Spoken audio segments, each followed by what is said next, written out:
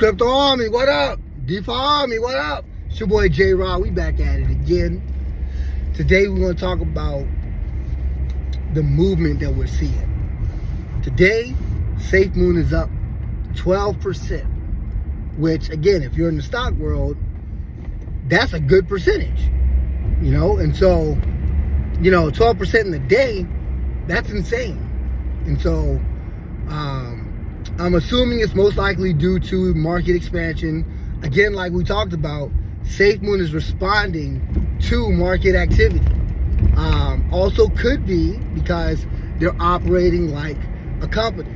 So there's still a vote of confidence from the users, from the community. And it still has a good amount of potential if they deliver through on products. Now, I've never been a guy to care about timelines. So even when, they were missing deadlines, I was never concerned about that because I know that the bull run won't be coming for another nearly 2 years anyways. So as long as we're getting updates and activities continuing, then that's all I care about. Now, the question is, can SafeMoon survive as a company? Can they pull it off without the figurehead of John Karony? It's interesting. It's an interesting question. I don't know the answer. What I will say is companies have done it before. OpenAI was going to survive. They got rid of their CEO. He's back. They probably could have survived without their CEO. Apple, Steve Jobs passes away. Tim Cook takes over. Company's still doing good. So it's possible. Now again, these are majorly established companies. So SafeMoon would have to get to a point where they've majorly established themselves. But here's the thing, man. What I love about the bull runs is with market expansion, there's almost a built-in funding. So if your company, your crypto firm has a community and continues to keep, excitement up, then the halvings literally boost your earning potential. Your company's valuation just goes up out of nowhere. And here's the thing. They're going to, people in TradFi, traditional finance, are going to pretend or pretty much lie and say, well, that doesn't happen in the stock market. Yes, it does. It's called a 10-for-1 split. And in fact, it's worse. Because in the 10-for-1 split, I was a part of one. I was a Citigroup investor, investing in Citibank, the main company of Citibank.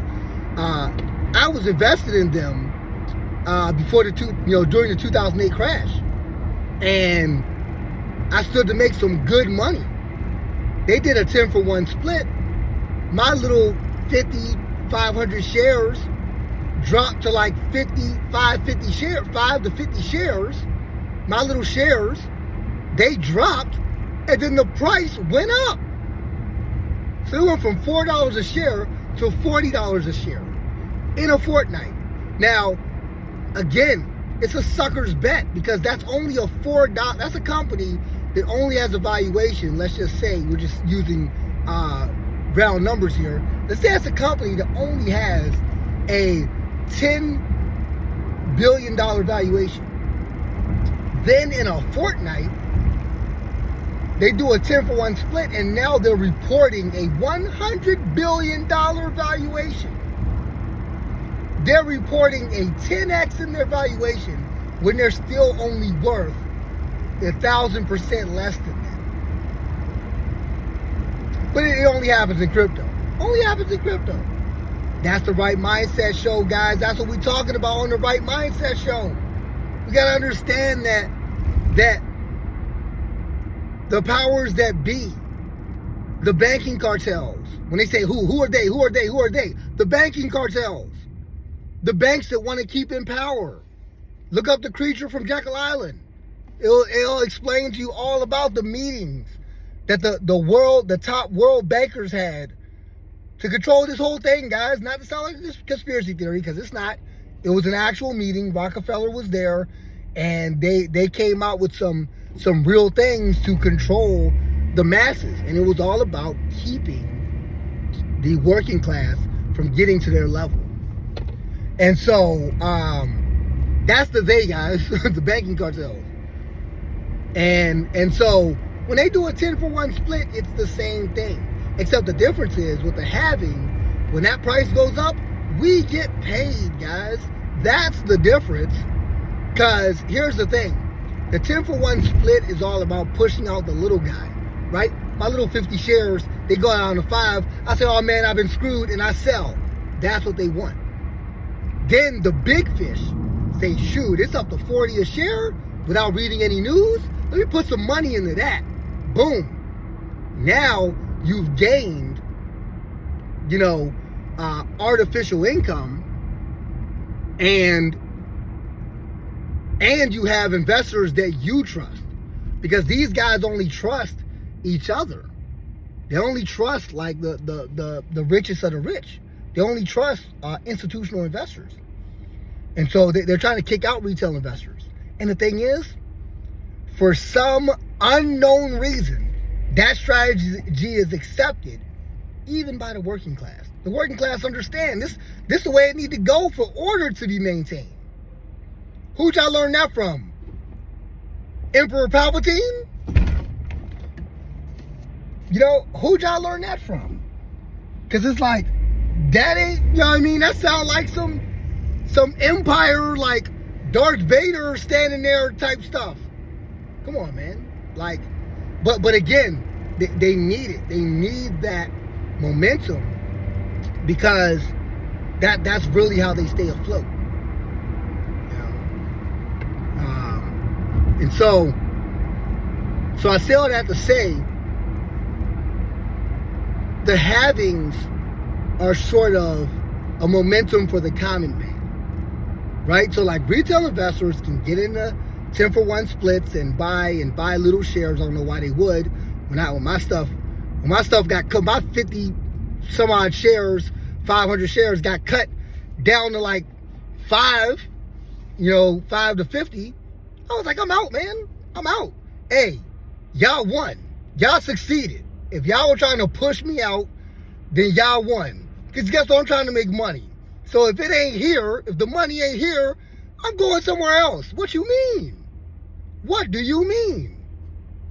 And so, yeah, they got that one. Okay, I'm out. And I'm going to go somewhere where the money is. And so what I was saying to say is, retail investors can be in 10-for-1 splits. Everybody can. But it's for institutional investors. It's for the rich to get richer and maintain their riches. Because when the stock goes from 4 to 40 and people don't read about the 10-for-1 split, they think the Citi is back. And Citi wasn't back. They weren't. It was still the worthless crap stock, crap coin.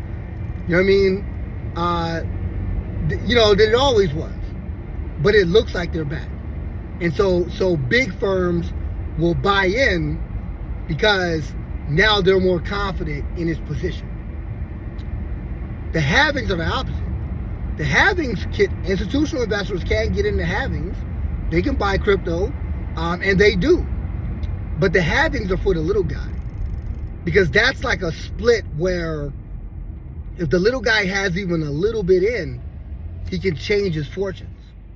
Like I said, I always bring up the Binance example, the one that got away. And we're talking about investing.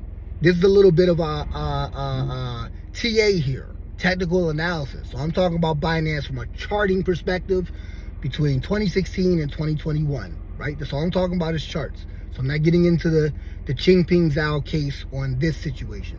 I'm just talking about charts. So this is technical analysis.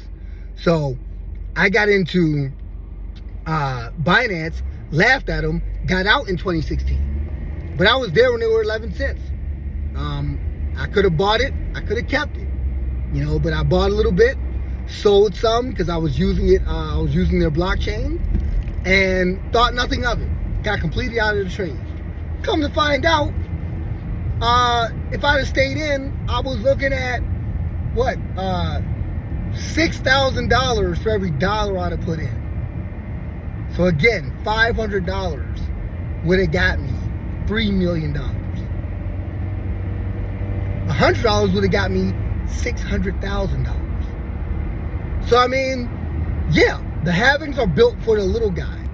That, you know, $3 million to a billionaire ain't nothing. It's like J. Cole said, you know, it's all about perspective, right? If I get 100 million, then I'm super excited. But if a billionaire has 100 million, he's killing himself. No, not to, you know, that's a real, you know, suicide's a real thing. I'm just saying, you know, that's the attitude. That's the perspective. Like, to one person, that's nothing. To another person, it's everything, right? And so that's my point. I'm not getting on the suicide, but just saying, that's my point. Like, so the halvings are for us, you know, that benefits us. That benefits the retail investor more. And so now you're going to have guys that study these patterns, guys that are learning from their mistakes with the right mindset, getting into these classes that they never had access to. Lord willing, in 2025, we'll see how it goes, but I hope to be in a class I've never had access to. So guess what? They're going to have to talk to me, because I'm getting on the podium to have a conversation and make a speech. I ain't getting on the podium to sit down and relax. I'm getting up there because I got something to say. You know, when people talk about getting rich or whatever, I want to get there, and I want to fight to make some change. Because like I said in the last video, tough to make change from the inside. Became a manager and realized, oh shoot, nope, they still got control. And they will get me if I help the little guy. They'll come after me. So yeah. So that's what I got for today. Just kind of talking about, you know, how SafeMoon's still responding to Bitcoin's to the market expansion. It is puzzling to me. That's the most puzzling thing to me, is how SafeMoon is still responding to price action. But it is. And so I'm going to continue to report on it. But that's what we got for today. How SafeMoon's still responding to Bitcoin's price action, what that means, a type of mindset we can have going into it, and yeah, just patience, guys. Patience. But yeah, Crypto Army, what up? DeFi Army, what up? It's your boy J-Rob. We out of here. You know what to do. Like, comment, subscribe. Holla back.